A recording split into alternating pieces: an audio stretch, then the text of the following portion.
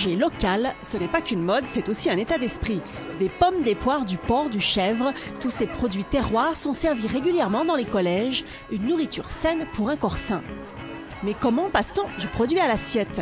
Prenons par exemple cette exploitation de moutons bio située à Saint-Vaast-d'Équicqueville. Avec 200 têtes sur 37 hectares, cette productrice livre en frais une soixantaine de collèges. Mais attention, pour que son mouton arrive dans les assiettes, elle a dû se faire agréer par les défis ruraux.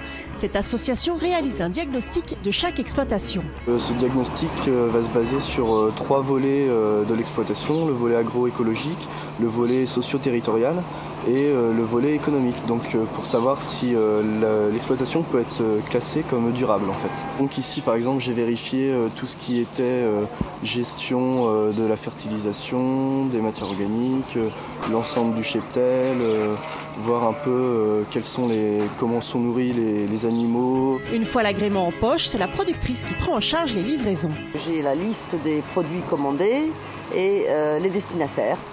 Alors en fonction de ça, suivant ce qu'on me commande, je me mets en rapport avec les cuisiniers de chaque établissement.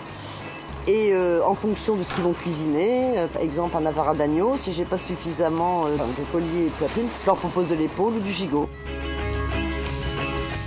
Et l'on se retrouve au collège Guy de Maupassant à Bacqueville-en-Caux. Le cuisinier vient de recevoir la viande. Je la fais revenir avec des oignons, je mouille avec de l'eau.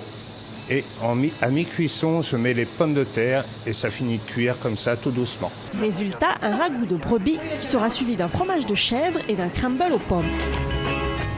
Cette opération repas du terroir permet une véritable éducation à l'assiette car il sensibilise les élèves au goût et aux bons produits. Depuis la rentrée, 80 000 repas issus de l'agriculture cénomarine ont été servis dans les collèges.